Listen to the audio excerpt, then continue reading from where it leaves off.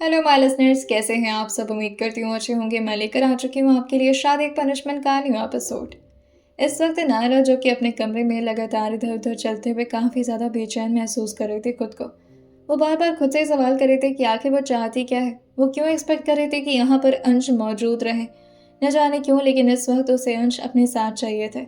जिस तरह से आज उनका बिहेवियर था नायरा के साथ, वाकई उसके लिए ये बहुत ही चौंकाने वाली बात है और साथ ही उसको बहुत ही सुकून मिल रहा था इस बात पर। वहीं दूसरी तरफ अंश, जो कि अब कमरे से बाहर निकलते हैं और साथ ही उन्होंने अपने कमर पर टॉवल रैप कर रखा था। जैसे वो बाहर की तरफ निकले थे, आसपास के सारे वर्कर्स, स्पेशली जितने भी फीमेल स्टाफ थे, उनकी नज़र जो जा करके अंश पर ठहरती और तब तक जब तक वो अपने कमरे के अंदर नहीं जा चुके थे। वहीं अंश काफ़ी गुस्से में दरवाजे को बंद करते हैं और वो काफ़ी जल्दी जल्दी अपने कपड़े को चेंज करके दोबारा से अपने काम में लग चुके थे। अंश को जब भी गुस्सा ट्रिगर होता था, वो ट्राई करते थे कि वो अपने आप को बिजी रखें, क्योंकि अगर वैसा नहीं करते तो अपने आसपास के सारे माहौल को वो तहस नहस करने में काफ़ी माहिर हुआ करते थे। वहीं वो अपना फ़ोन लेकर के क्रिश को कुछ टेक्स्ट कर दिए थे। आज का दिन इसी तरह से बीता है। नायरा, जो आज वाकई बहुत खुश थे अकेले होने के बावजूद ही। वहीं दूसरी तरफ अनु, अर्जुन और बाकी के पूरे परिवार की अच्छी खासी फोटो शूटिंग चल रही थी, जिसमें सिर्फ नायरा और अंश मौजूद नहीं थे। हाँ, मगर ये दिन आज सावित्री जी के लिए भी वाकई ही बहुत खतरनाक साबित हुआ था, क्योंकि सावित्री जी को अच्छे से पता था जब फाइनली जयचंद्र उनके कमरे में पहुंचेंगे तो वो कितना तमाशा मचाएंगे और क्या कुछ नहीं कहेंगे सावित्री जी को। वहीं लगभग इसी तरह से रात का वक्त होता है। अंश अपने कमरे से बाहर नहीं निकले थे और आज शायद वो अपने कमरे से बाहर निकलने भी नहीं वाले थे। वहीं क्रिश का फोन आया था, जिससे वो बस फोन को स्पीकर पर कर देते हैं। इस वक्त भी उनकी निगाहें जो कि स्क्रीन पर ही टिकी हुई थी। वहीं दूसरी तरफ से क्रिश जो अंश से कहता है, सर काम हो गया, क्या करना है इसका, मार दिया जाए। अंश ये सुनकर के अपनी मुट्ठी कस के बंद करते हुए कहते हैं, नहीं, मारूंगा तो मैं इस आदमी को उस लड़की के सामने। क्या कह रही थी वो, बहुत खतरनाक है, मेरे होते हुए वो उसे ले जा सकता है, ब्ला ब्ला ब्ला। पता होना चाहिए समायरा मैडम को कि अगर वाकई उनके लिए कोई खतरा है तो सिर्फ और सिर्फ अंश मल्होत्रा। मेरे अलावा उसे कोई परेशान करने की हिम्मत नहीं रखता। क्रिश ये सुन करके अपना सर हाँ मिलाते हुए कहता है, बिल्कुल सर, आपके जितना खतरनाक और डेंजर इंसान कौन ही हो सकता है। सबसे बुरे तो, मेरा मतलब है सबसे महान तो आप ही हैं। ये सुनकर अंश कहते हैं, बटरिंग मत करो मुझे, तुम्हारी पनिशमेंट कम नहीं होने वाली है क्रिश। ये बोल करके उन्होंने जैसे ही फोन रखा था, लगभग थोड़ी ही देर में उनके दरवाजे पर कोई काफी जोर जोर से अपना हाथ पीटने लगा था। अंश, जो कि हल्का सा स्माइल करते हैं और अपने बालों पर अपना हाथ फेरते हुए आकर के बहुत ही शान से दरवाज़ा खोल दिए थे और ऐसे साइड वॉल से टिक गए थे जैसे उन्हें पहले से अंदाज़ा हो कि बाहर कौन है। बाहर से सम्राट, जो कि काफ़ी गुस्से में अंश की तरफ घूरते हुए कहता है, कहाँ है, कहाँ है मेरा आदमी। ये सुनकर अंश हंसते हुए कहते हैं, अरे कोई औरत नहीं मिली तो आदमी के साथ सेट हो गया तो। आई मीन आप, मेरे प्यारे भैया जी। वैसे एक बात बताइए, आपको उसमें अच्छा क्या लगा। वो तो देखने में भी हैंडसम या चार्मिंग नहीं है, आपकी पर्सनालिटी काफ़ी अच्छी है, क्या हो गया आपकी चॉइस को। ये सुनकर सम्राट जो जोर से बगल के दीवार पर जोर से अपना हाथ मारते हुए कहते हैं, बस करो अंश, कहाँ गया वो सेठ, मुझे वो किसी भी कीमत पर चाहिए। पहले ही तुमने एंड्रीव को ठिकाने लगा दिया है, अब उसके साथ कुछ मत करना। ये सुनकर अंश हंसते हुए कहते हैं, मैं भला क्या करूँगा। और फिर वो प्यार से अपने गालों पर अपना हाथ फेरते हुए कहते हैं, मेरी शक्ल तो देखिए, कितना मासूम हूं मैं, आपको लगता है कि मैं कुछ कर सकता हूँ। और फिर वो सम्राट की तरफ आगे बढ़कर अपने गर्दन को हल्का सा झुकाते हैं, क्योंकि सम्राट की हाइट थोड़ा सा अंश से छोटी थी और वो जानबूझकर ऐसा प्रिटेंड कर रहे थे कि वो तो उस आदमी के बारे में कुछ नहीं जानते। और वो सम्राट के कंधे पर अपना हाथ रखते हुए कहते हैं, अब तुम अपने आदमियों को मेरे पास लेकर आओगे, मुझे गुस्सा दिलाओगे, तो मैं क्या करूँगा। मैंने अपने हाथों कभी किसी का खून नहीं किया और मुझे नहीं लगता कि मैं आगे भी किसी का खून करने वाला हूँ। और अगर करूँगा ना, तो उसमें सबसे पहला नाम तुम्हारा शामिल करूँगा। आई मीन आपका करूँगा, मेरे बड़े भाई। बाकी यहाँ से जा सकते हैं आप, क्योंकि यहाँ पर आपको आपका आदमी नहीं मिलने वाला। सम्राट ये सुनते ही अगल बगल देखते हैं और आसपास के लोग जो कि उन्हीं की तरफ देख रहे थे, जिससे वो अंश का हाथ पकड़कर उन्हें कमरे के अंदर लाते हुए कहता है, मुझे बता दो कि सेठ कहाँ पर है अंश, अगर उसके साथ तुमने कुछ भी किया ना तो। अंश मल्होत्रा तो छोटा सा मासूम सा नाजुक सा बच्चा है, उसे तो बिल्कुल गुस्सा नहीं आता। उसके होने वाली बीवी के साथ कोई भद्दा मजाक करे या फिर उसे हल्दी लगाने की कोशिश करे, अंश को गुस्सा तो बिल्कुल नहीं आता है ना बड़े भाई। बहुत याद आ रही ना उसकी। कल तक उसकी लाश आपके सामने होगी and I am damn sure आप अपने ही आदमी को पहचान नहीं पाएंगे, इतनी बुरी दशा करूंगा मैं उसकी। वेल, आपको शुक्र मनाना चाहिए कि आप मेरे बड़े भाई बनकर पैदा हुए हैं। जब भी मैं कोशिश करता हूँ कि आपके साथ कुछ गलत करूँ, सबसे पहले मुझे अपना परिवार और अपनी माँ का ख्याल याद आ जाता है, वरना अभी तक तो मैं आपके शरीर के टुकड़े टुकड़े कर चुका होता है जितना आप मुझे परेशान करते हैं। मैं आखिरी वार्निंग दे रहा हूँ, समायरा के सामने मत आया करिए, दूर रहा करिए उससे। ये सुनकर सम्राट पीछे होते हुए कहता है, मुझे किसी समायरा हमारा इंटरेस्ट नहीं है, पर नायरा तो मेरी ही है, और देख लेना वो तो वक्त बताएगा कि उससे कौन हासिल करता है। ये बोलकर सम्राट भी काफी गुस्से में कमरे से बाहर निकल गए थे। सम्राट के गुस्से से कमरे से बाहर जाने के बाद अंशु के स्माइल करते हुए खुद को या करके मिरर में देखते हैं और अपने बाल को ठीक करते हुए कहते हैं, मेरे साथ पंगा लोगे तो ऐसे ही पागल हो जाओगे, सम्राट मल्होत्रा। और ये बोलकर अभी जैसे ही वो अपने लापी की तरफ आगे बढ़ते, वो दोबारा से अपने आप को घूमकर शीशे की तरफ देखते हुए कहते हैं, वैसे मैं मिस्टर सेठ के साथ इतना बुरा कर क्यों रहा हूँ? हाँ, उसने गलती तो की है, मेरे सामने आकर के मेरी होने वाली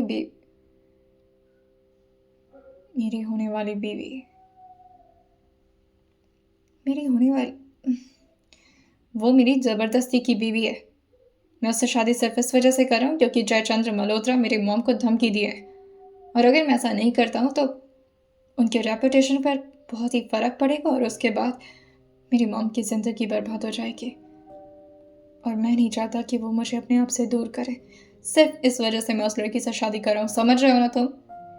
ये वो खुद को ही समझा रहे थे, वो भी अपनी एक उंगली दिखा करके, जैसे वो खुद को वार्निंग देने की कोशिश कर रहे हो कि खबरदार समायरा को अपने दिमाग में लाने की कोशिश भी की तो। और ये बोलकर वो दोबारा से पीछे मुड़े थे, लेकिन फिर उनका दिल नहीं मानता और वो फिर से खुद को शीशे में देखते हुए कहते हैं, मुझे बुरा लग रहा था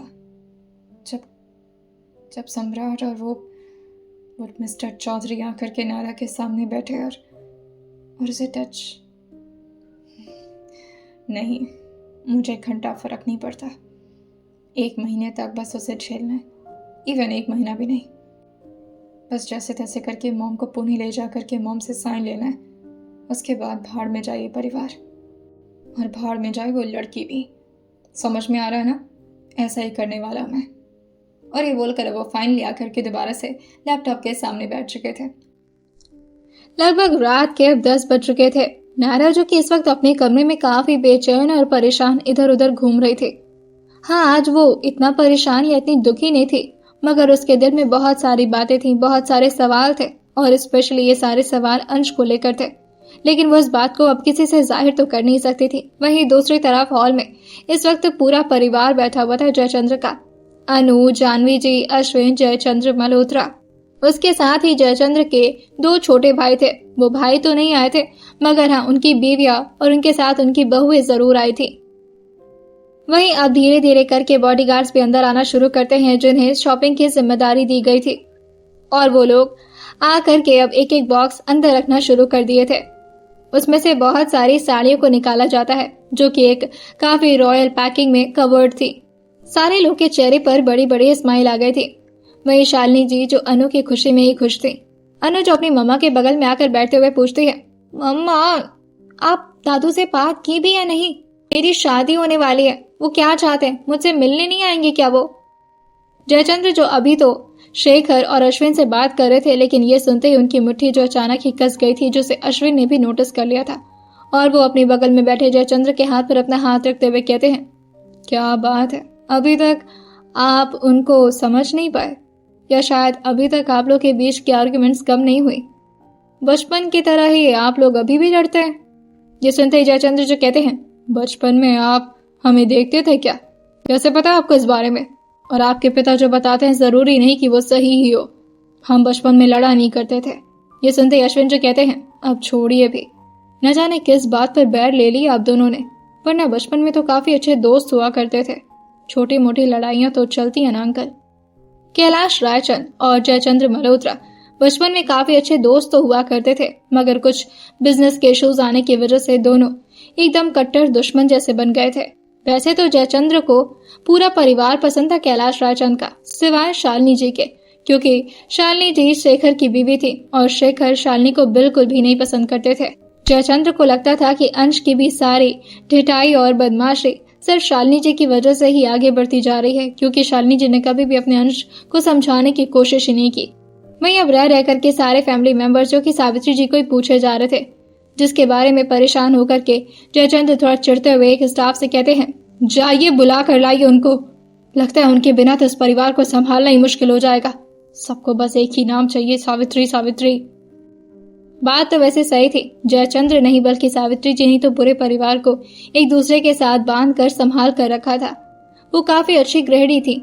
हाँ, मगर आज जो हरकत उन्होंने की थी उसके बाद वो भी नीचे आने से बार बार कतरा रही थी।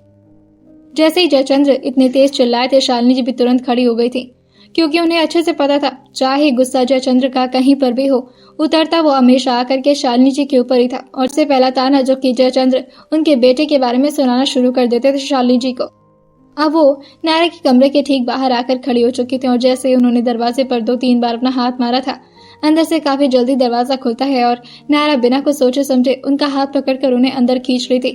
पहले तो नायरा समझ नहीं पाई थी कि आखिर ये है कौन, क्योंकि अब आसपास की जगहों में लाइट्स काफी डिम हो गई थी।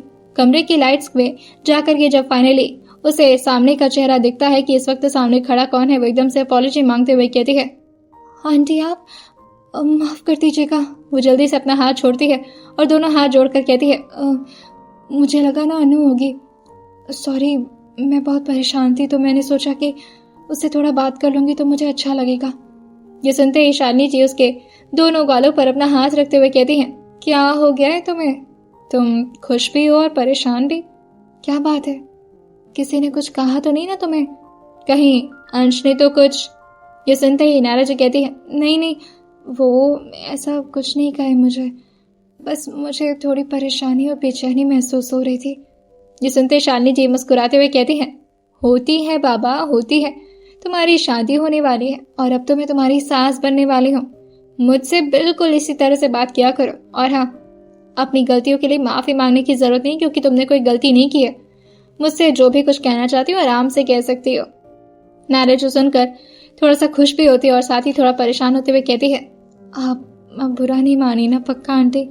क्योंकि आपको पता है ना, अगर आपको किसी बात का बुरा लगा तो फिर आपके बेटे पूरा बवंडर ला देंगे इस दुनिया में। इस बात पर शालिनी जी जो काफी प्राउडली कहती हैं, मेरा बेटा मुझे बहुत मानता है। और बस इसी बात की सबको खलबली मची रहती है। ये सुनकर नायरा थोड़ा हैरान होते हुए पूछती है, क्या मतलब है इसका? शालिनी जी एक्सप्लेन करते हुए कहती हैं, अब देखो, पूरे परिवार में सब कोई हमारे पापा जी से डरता है और पापा जी पता है किससे डरते हैं? ये सुनकर नायरा जो पूछती है, आप उनकी बात कर रही हैं, बड़े साहब की? वो भी किसी से डरते हैं क्या? ये सुनकर शालिनी जी मुस्कुराते हुए कहती हैं, हाँ ना, वो भी डरते हैं।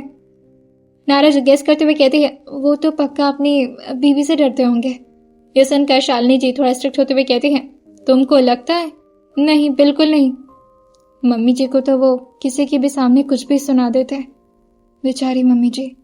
मगर आज जो उन्होंने किया ना तुम्हारे साथ, उसके लिए मैं तुमसे माफी मांगती हूँ बेटा। नायरा जी उनके हाथ को अपने हाथ में पकड़ते हुए कहती हैं, आंटी कोई बात नहीं ना, जो हो गया सो हो गया। वैसे आप कुछ बता रही थी, बड़े साहब किससे डरते हैं? ये सुनकर शालिनी जी जो कहती हैं, मेरे बेटे के ढीठपन और गुस्से से। जब उसको सनक सवार होती है ना, तो फिर वो किसी की नहीं सुनता, और अगर सुनता है तो सिर्फ और सिर्फ अपनी माँ की। इसी बात से सबको दिक्कत रहती है और सबको लगता है कि मैंने ही उसे ऐसा बनाया है। मगर अब मैं तो हमेशा कहती हूँ कि गुस्सा थूक दो, गुस्सा नहीं किया जाता, पर वो किसी की सुनता ही कहाँ है। उसे जो करना होता है वही करता है। इसीलिए अब ये तुम्हारी जिम्मेदारी है। और ये बोलकर वो अपना हाथ नायरा के हाथ में रखते हुए कहती हैं, मैं अपना बेटा तुम्हें सौंप रही हूँ। अगर तुम उसे नहीं संभाल पाई ना तो फिर देखना तुम। नायरा जो डरते हुए कहती है, आप ये इतनी बड़ी जिम्मेदारी मुझे मत दीजिए। वो कोई छोटे बच्चे हैं क्या जो मैं उनको संभाल पाऊंगी? वो तो बहुत ही खतरनाक है। जब वो गुस्से में घूरते हैं और जब वो अपना दांत पीसते हुए मुझे देखते हैं और जब वो मुझसे नफरत भरी टोन में बात करते हैं, वो सब मुझे बहुत डरा देता है आंटी। मैं ये जिम्मेदारी नहीं संभाल पाऊंगी। ये सुनकर शालिनी जी उसको साइड से करते हुए कहती हैं, कोई बात नहीं, हम दोनों मिलकर संभालेंगे मेरे बेटे को। अगर वो गुस्सा करेगा तो तुम मुझसे आकर बताना, मैं उसकी खैर लूंगी। अच्छा सुनो, अभी तुम नीचे चलो। नीचे ना बहुत सारी शॉपिंग हुई है और सारे लोग सामान लेकर आए हैं, और हम तुम्हारे लिए भी तो कपड़े चूज करने और ज्वेलरी वगैरह भी। जैसे ही नायरा ये सुनती है वो तुरंत ही हल्का सा पीछे होते हुए कहती है, नहीं नहीं नहीं, मुझे नहीं जाना नीचे। मैं वैसे भी यहाँ पर बिल्कुल ठीक हूँ, आप जाइए। नायरा की बात सुन करके शालिनी जी उसका हाथ पकड़ते हुए कहती हैं, क्यों? तुम ही बस मुझे अपना हाथ पकड़कर खींच सकती हो, मैं तुम्हें नहीं पकड़ सकती। चलो अब। जहाँ एक तरफ नायरा नीचे की तरफ आ रही थी, वहीं दूसरी तरफ सावित्री जी भी मुंह बनाते हुए नीचे की तरफ आ रही थी, क्योंकि उन्हें पता था अगर वैसा नहीं करेंगी तो जयचंद्र नया तमाशा खड़ा कर देंगे। जैसे ही नायरा आकर की काउच पर बैठी थी, वहां की सारी औरतों को न जाने क्या खलबली मचने लगती है, और वो नायरा को देख देख करके अजीब अजीब सा मुंह बनाने लगी थी। सबको इस बात से प्रॉब्लम थी कि नायरा, जो कि एक नौकरानी होने के बावजूद भी बहुरानी होने का फर्ज अदा करने वाली है, और ये ओहदा कोई मामूली बात नहीं थी किसी के लिए। अंश मल्होत्रा की बीवी बनना ये सबका सिर्फ सपना ही हो सकता था। कोई ऐसा नहीं सोच सकता था कि एक नौकरानी से अंश मल्होत्रा की शादी हो सकती है। जैसे ही अनु नायरा को देखी थी, वो अपनी जगह से खड़े होते हुए कहती है, आओ ना नायरा, तुम वहां के बैठे हो, यहाँ पर आओ, तुम्हारे लिए बढ़िया बढ़िया सी ज्वेलरी लेकर आए अंकल। अनु हमेशा यहाँ पर विजिट किया करती थी, जिसकी वजह से जो भी कोई मल्होत्रा परिवार को जानता था वो अनु को भी बहुत अच्छे से जानता था। आए हुए ज्वेलर अनु के सर पर अपना हाथ फेरते हुए कहते हैं, ये बिटिया कभी नहीं बदलेगी, बचपन में जैसी थी बिल्कुल अभी भी वैसे ही है, एकदम चुलबुली। इस बात पर सब लोगों ने बस हल्का हल्का मुस्कुरा दिया था। नायरा जब भी जैसे ही खड़ी हुई थी उस जगह पर जाने के लिए, क्योंकि शालिनी जी ने भी उसके पीठ पर अपना हाथ थपथपा दिया था, लेकिन तभी उसके ठीक सामने बैठी एक औरत जिसका नाम इंदिरा था, जो कि जयचंद्र के छोटे भाई की बीवी थी, वो तुरंत ही खड़े होते हुए कहती है, अरे उसको कहाँ उस जगह पर बैठा रही हो, आदत नहीं होगी। वैसे भी जिसकी आदत सिर्फ नीचे बैठने की हो उसे सरताज नहीं दिया जाता। रुको, मैं आती हूँ। भाभी, आपको नहीं कुछ खरीदना है? मैं तो कहती हूँ सबसे पहले तो इसका हक आपका ही बनता है। ये सुनते ही जयचंद्र जो कहते हैं, आ जाइए, आप भी कुछ खरीद लीजिए अपने लिए अगर आपको सही लगता है तो। सावित्री जी अपना हाथ दिखाते हुए कहती हैं, हमें कोई जरूरत नहीं है। और फिर वो इंदिरा की तरफ घूरते हुए कहती हैं, और तुम, वैसे भी तुम्हें बहू रानी नहीं बनना है, मल्होत्रा खानदान की बहू को वहां पर बैठने दो। और क्या बोला तुमने? नीचे बैठने की औकात किसकी है ये तुम्हें ज्यादा पता है? हमारे खानदान की होने वाली बहू है ये लड़की, अगर इसका हक वहां पर बैठने का नहीं है तो फिर किसी का नहीं है। तुम जाओ नायरा, बैठो जा करके, और हाँ, सबसे बढ़िया वाला ज्वेलरी दिखाइएगा इसको, दुल्हन बने तो ऐसा लगे कि मल्होत्रा परिवार की बहू रानी बन रही है, कोई मामूली बात नहीं है ये सुनते ही जयचंद्र को न जाने क्यों काफी प्राउड महसूस हो रहा था अपनी बीवी पर, और जितना भी उनका गुस्सा था वो कहीं बाहर सा निकल गया था। बेचारे इंदिरा जो अपना मुंह बनाते हुए चुपचाप दोबारा से अपनी जगह पर जाकर बैठ चुकी थी और अपनी बहू की तरफ देखते हुए कहती है, काश काश हमें भी कोई ऐसा समधन मिलता जो अब मेरी जिंदगी को बदल देता, लेकिन नहीं, तुम्हारा बाप तो इतना अमीर नहीं है ना। ये बात वो अपनी बहू को काफी गुस्से में कह रही थी। उनकी बहू चुपचाप बस अपने सर को नीचे झुका लेती हैं, और अब फाइनली आकर के नायरा उस रॉयल चेयर पर बैठ चुकी थी। उसके ठीक सामने एक बड़ा सा मिरर था और उसके लिए अलग अलग सी ज्वेलरी, जो कि काफी ज्यादा महंगी और काफी ज्यादा कीमती नजर आ रही थी, उसे दिखाया जा रहा था। वहीं वो ज्वेलरी शॉप का मालिक, जो कि हल्का सा झुकते हुए नायरा के सामने एक बॉक्स को लाते हुए कहता है, मैडम, ये सबसे महंगा, सबसे प्यारा और सबसे लेटेस्ट मॉडल है, आप जरा इसे ट्राई करके देखिए। वैसे अब छोटा मुंह बड़ी बात, लेकिन अब अंश मल्होत्रा की पसंद है, और जो अंश मल्होत्रा की पसंद है उसको क्या पसंद है ये हमारे जैसे छोटा आदमी तो नहीं जान पाएगा, मगर फिर भी हम कहना चाहते हैं कि हमारी दुकान का सबसे लेटेस्ट मॉडल यही है। आप इसको जरूर ट्राई करिए, अंश सर को भी पसंद आएगा। ये सुनते ही नायरा जो अपने बगल में खड़े उस आदमी को देखती और फिर उस बॉक्स की तरफ, और जैसे उसकी नजर उस बॉक्स की तरफ पड़ी थी, नायरा जो खुद से ही बात करते हुए पूछती है, क्या वाकई में भगवान जी वो गोरिल्ला इंसान इतना फेमस है कि अगर मेरी शादी उनसे हो रही तो मुझे इतनी इज्जत दी जा रही है, तो फिर उनकी कितनी इज्जत होती होगी। लेकिन मुझे क्या, बस कुछ दिनों के लिए तो हूं मैं उनके साथ। जो उनकी असली बीवी होगी वो कितने सुख में होगी, कितनी खुश होगी वो। लेकिन मुझे नहीं लगता कि वो किसी से प्यार व्यार कर सकता है। ऐसा आकड़ू इंसान भला किसी से प्यार कर सकता है जो सबकी सिर्फ खामियां देखता हो, और जब गुस्सा करता हो तो ऐसा लगता है मार ही डालेंगे। वो भी खुद से बात ही कर ही रही थी अपने एक्सप्रेशंस बदल बदल कर कि तभी उसके बगल में खड़ा शख्स जो कहता है, लगता है मैडम आपको ये स्टोन पसंद नहीं आया, अगर आपको सैफायर नहीं चाहिए तो हम रूबी डायमंड की। तभी नायरा जो कहती है, नहीं नहीं मुझे बहुत पसंद आया। ठीक है, अगर सबको पसंद आ रहा है तो मुझे कोई दिक्कत नहीं है इसमें। तभी उसके ठीक सामने बैठी औरत जो मुंह बनाते हुए कहती है, हाँ पर जरा संभाल कर, मतलब तुमने तो कभी इतनी महंगी चीज अपने जीवन में सोची भी नहीं होगी कि तुम्हें मिलेगी, तो अचानक से सामने देख करके ना मतलब घबरा मत जाना।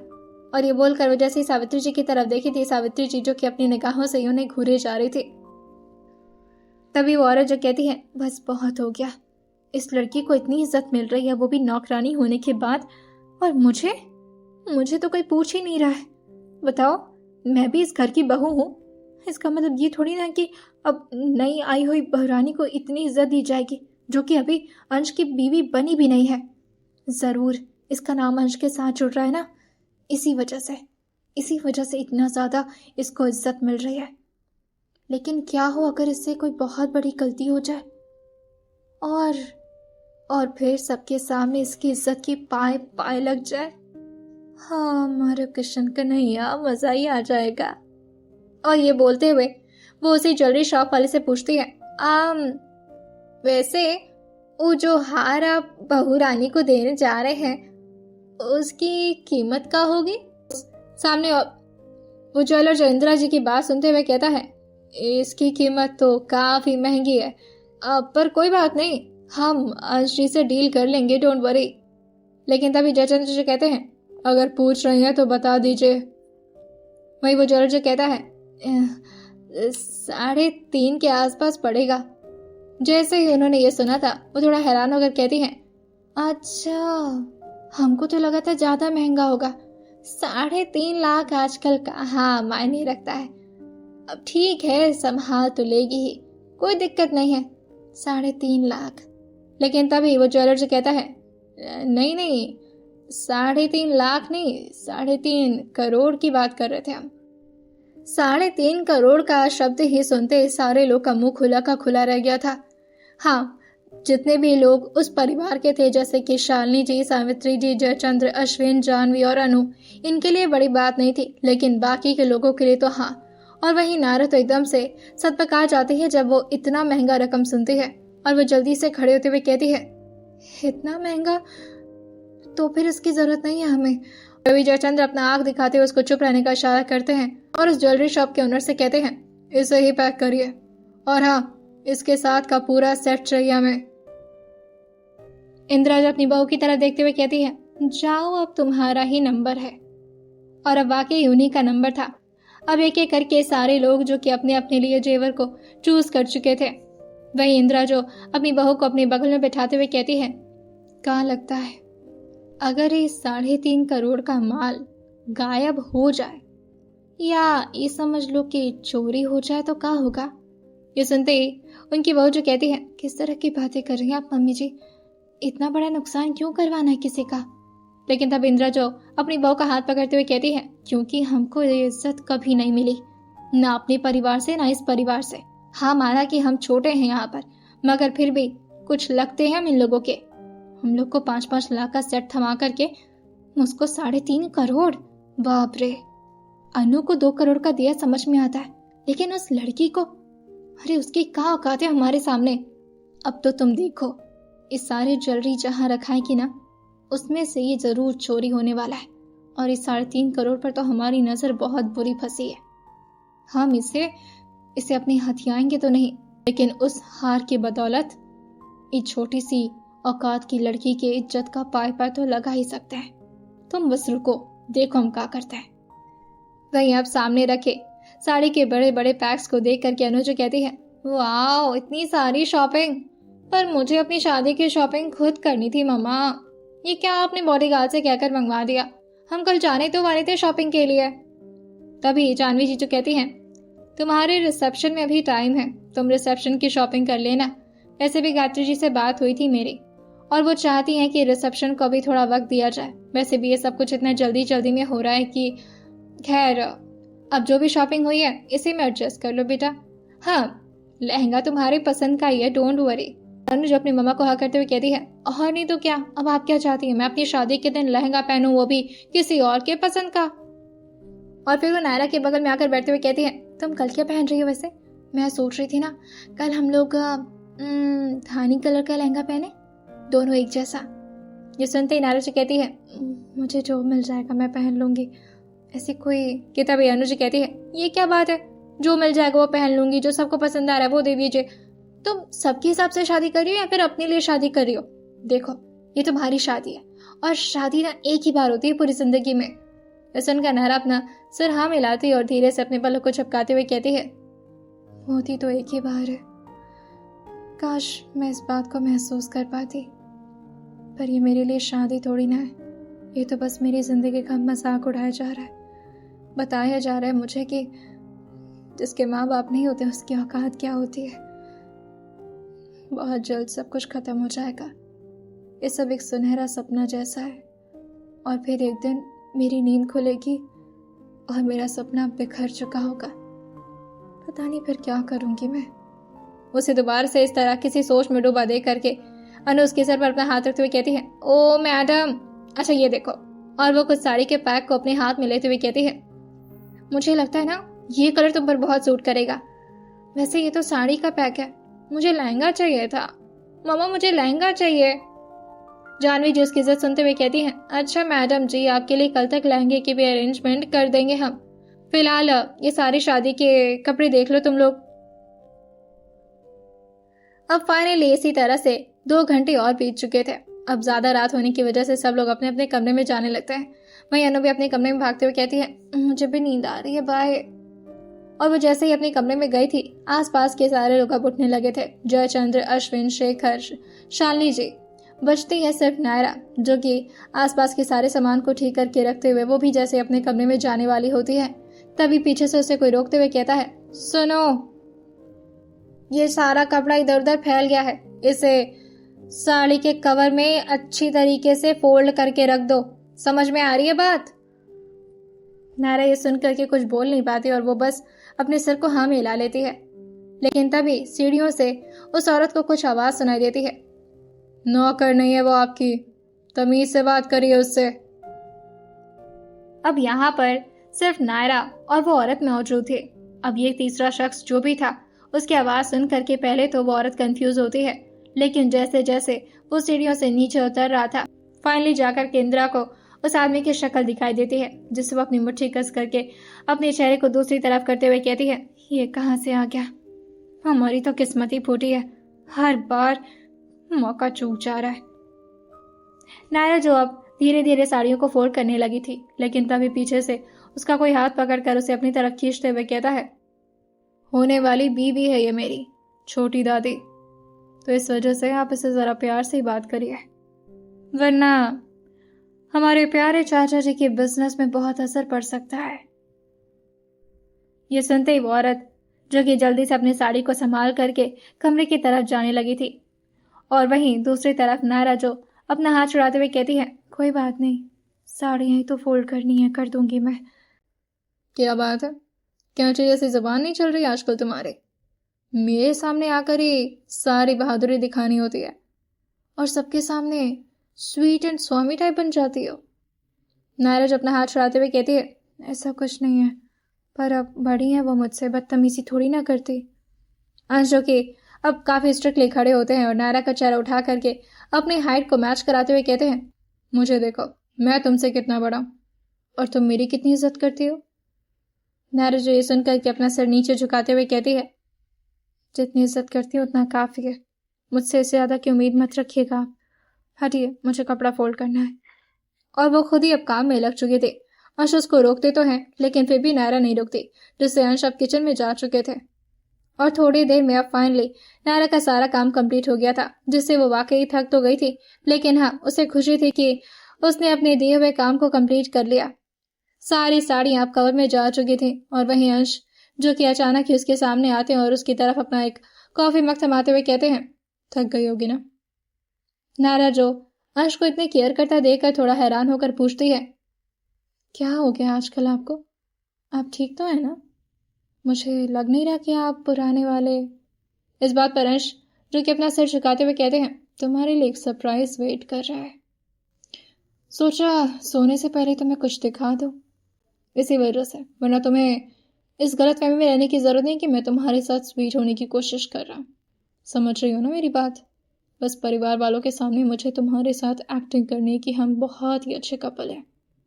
नायरा जो अगल बगल देखते हुए कहती है, मगर इस वक्त यहाँ पर कोई नहीं है तो आपको एक्टिंग करने की जरूरत भी नहीं है।